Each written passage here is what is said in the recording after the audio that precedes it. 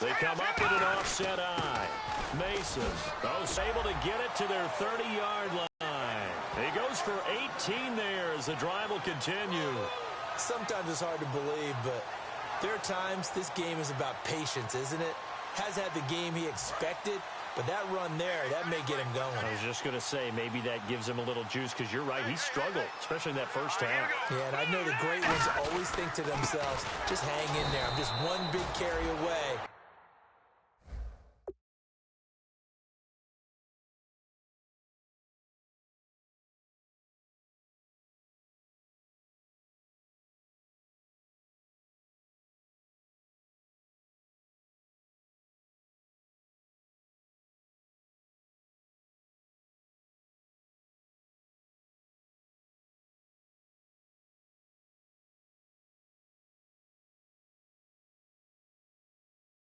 From busting this open. That's a good start for him. We just saw another example of how the defense is winning this game. Really at the point of attack, the offensive line is just getting pushed around. I think now as a play caller, you got to give them a little bit of help. Maybe keep your tight ends a little bit more. Maybe the running backs help you a little bit with the pass blocking. But you've got to help them get some confidence because you can't abandon the play calling right now. They like going to him in the slot. He catches another one. I think this comes under the heading of until they stop him, why not go back to him? He has something going really well. Great working relationship with the guy throwing the ball, and they keep making the connection. A dump off for Mason. And he'll have the first down, getting this one to the 14-yard line. It's a gain of 11 yards that time, and it produces a new set of downs. We always talk about having to read defenses and how complicated that is. Well, this was an excellent read. Read the pressure and got rid of the football before it even got to him for a nice game. And when they're blitzing like that, running back usually a good spot to go with the football. And no escaping this time as he'll go down.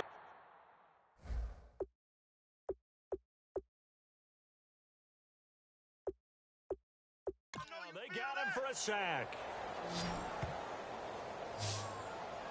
And this will probably be the last play of the quarter. And now the Seahawks are going to call another timeout. The defense set as we resume play. Let's go! Green 39! Green 39! Now Mason. And he'll be taken down after a minimal pickup, and that will take us to the end of quarter. Back now in Los Angeles. And this is a blowout so far as we get set for the fourth quarter. A very one-sided affair.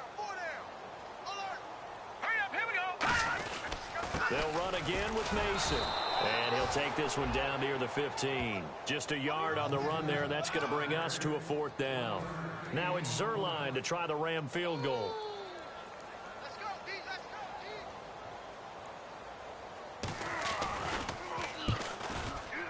And Zerline's kick is good. And that will knock this down to still a very large 29-point deficit. Well, in the grand scheme of things, it's likely not going to matter much, but at least they get themselves 3 points closer to respectability. And I don't know that they're going to feel a whole lot better about things because they've clearly been outplayed all game long. But, hey, no reason not to take the points when the opportunity presents itself. The Rams defense, we watch them get set to go. And with this deficit, let's be honest, it's time for them to get a stop. And partners, you understand very well from our time together and visiting with coaches, defensive coordinators tend to be a little more emotional, a little more high-strung than others. I have a feeling that speech came out about taking a stand and bowing up in this possession. Yeah, that's where this word pride comes out, right? In a big way. Well, I'd say that run's pretty emblematic of what we've seen all day long. No matter what they've done on offense, this offensive line has controlled the line of scrimmage, given them time to throw it, run it, do whatever they wanted. That's why there are points up on the board.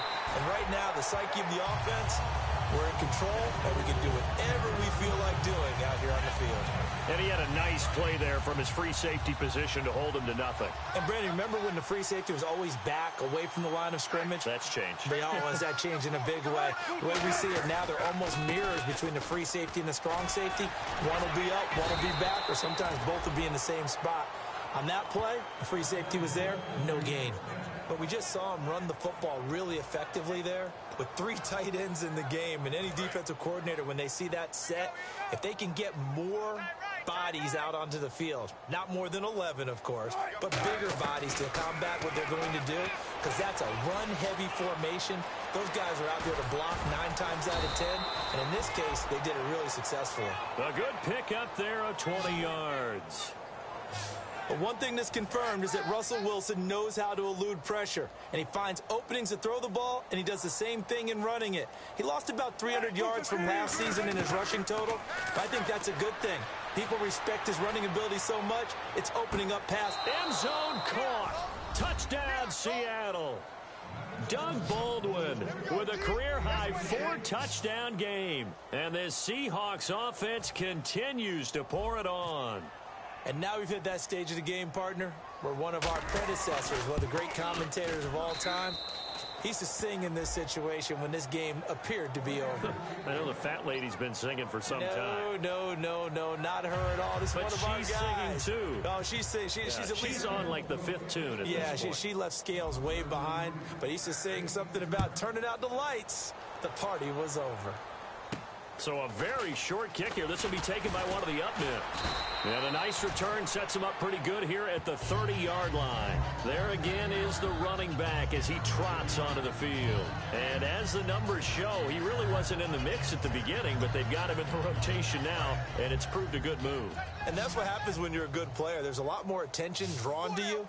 And it's obvious that they had him in their game plan on defense, not letting him get off to a good start, but he's found a way. And the Seahawk defense gets to him, and they bring him down. Bobby Wagner in there to get him, and that's sack number 8 for him on the year. Well, so much for setting the tone of the drive offensively. Giving up a big sack that loses that kind of yardage, not a great start.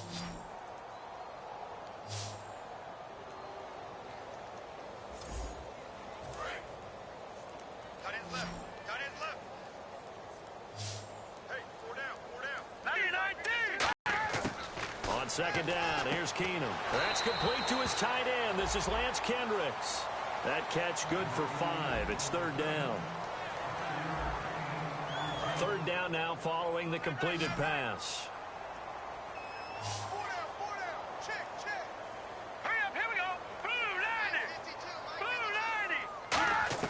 On 3rd and long, it's Keenum. Nowhere to go here. He lost the football. And they'll have great field position here as the ball will be at the 15-yard line. And with that kind of a deficit, you can't afford to make any kind of mistakes. But it's been pretty symptomatic of what we've seen all game with them, isn't it? Down this big in the fourth quarter. Yeah, you'd say an afternoon to forget, absolutely. The Seattle offense now set to come back out on the field. And that last touchdown drive they had very balanced. How key is that balance? It's huge because most of the time when we talk about balance is run, pass, almost 50-50. But most of the times when you talk to offensive coaches, they say balance is we do what we want when we want to. And that means that they're ahead of the defense, keeping them on their heels. Yeah, they imposed their will on that last drive. On second down, here's Wilson. This will be caught at about the 6. And they are going to score again. Yet another touchdown as they just add to their totals. Well, this game is definitely over, but we do know some people like to go ahead and continue to add to their score, don't we?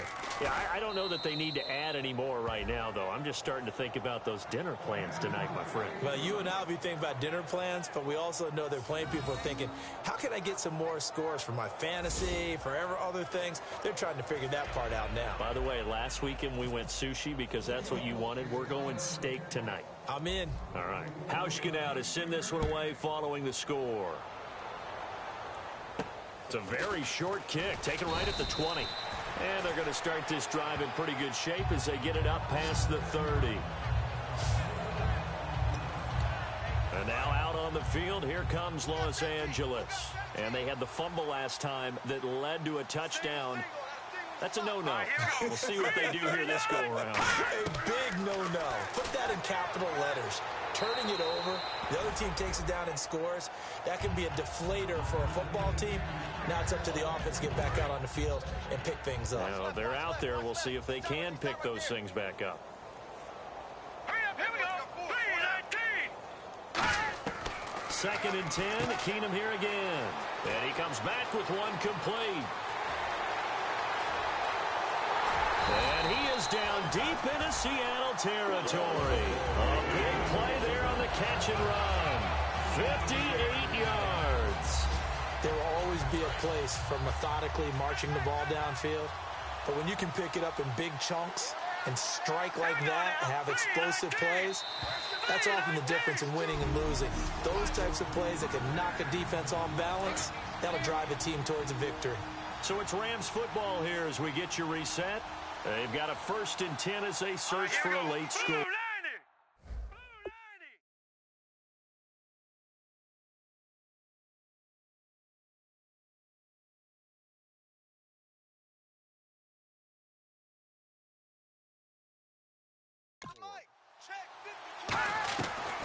They'll run it now out of the gun. And he is going to lose yardage here. It's a loss of 4 there, bringing up 2nd down. And the offense moving quickly to the line. Here's Keenum now on 2nd down. And he just chucked that one out of bounds, out of everyone's reach. Maybe a wise call not to take a sack in this part of the field. It brings up 3rd down. And the offense looks to pick up the first here on 3rd after that incompletion. Green 39! Green 39! 3rd and long. It's Keenum. Under a heavy rush, and down he goes. Bobby Wagner in there to get him for sack number 9 now on the year. Now, we talk about players blitzing all the time. I often laugh and sometimes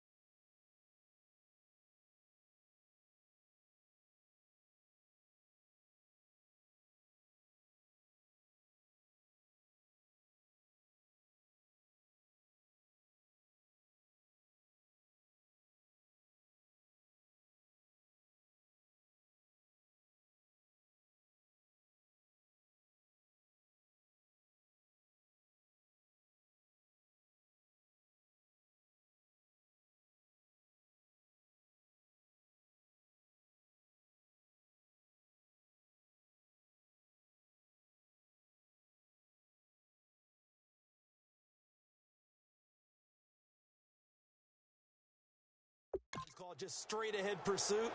What a running start right back to the backfield for him. Yeah, it really didn't give anybody a chance. They have pressure coming, and they got him once again. Bobby Wagner in there to sack him, and that is 10 for him now on the year. So they tried to go for it for pride, but it really wouldn't have mattered. This one, it was already determined. No doubt about it. This one was over a while ago. And Seattle now ready to march out of the field. Here's Wilson, eluding the pressure right. That's caught inside the 20. It's a big hook up there. Wilson to Baldwin. And even 50 yards. And he is picking up right where he left off a week ago. I wrote down, so funny here on my notes, what he said last week. And after we talked to him about the good game, he said, I will do it again. And I wrote those words down, and he's done it again. And it's not bragging if you're doing it, right? Because that's exactly what he's told you, and he is getting it done. Smooth in the secondary, making catches, making plays. That's the guy that we know. And they're going to speed things up here.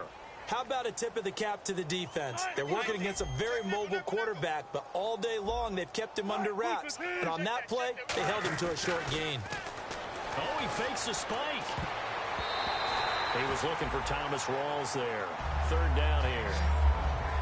Can we go back to the days where if you tapped your wrist as a quarterback, that just meant you're going to spike the ball, not fake spike it and try and get something downfield?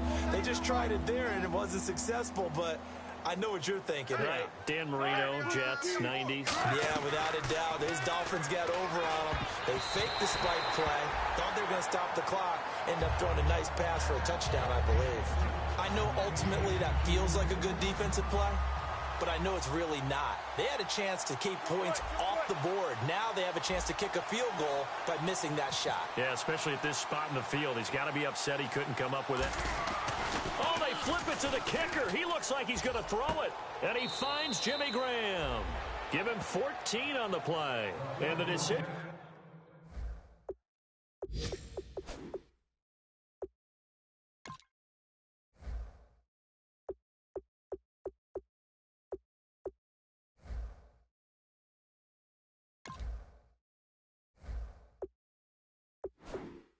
To go for it pays off. They've got a 1st and goal.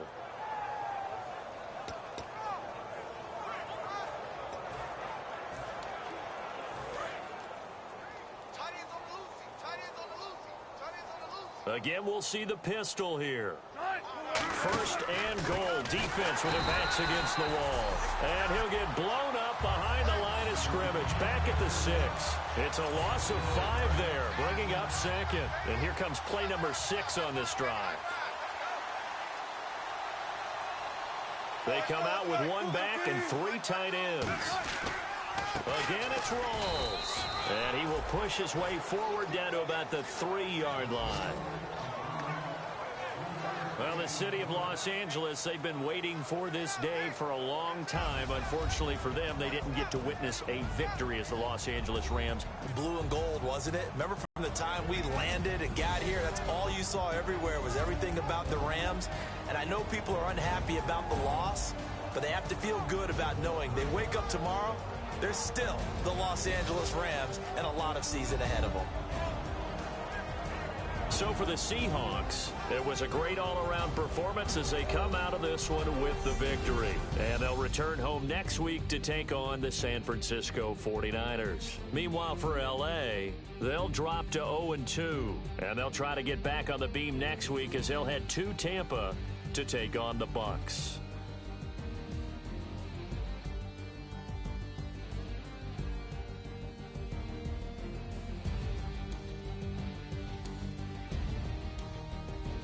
So that'll do it for us. For my partner, Charles Davis, and all the hard-working men and women on our crew, I'm Brandon Gaudin. You've been watching the NFL right here on EA Sports. The Seahawks ruined the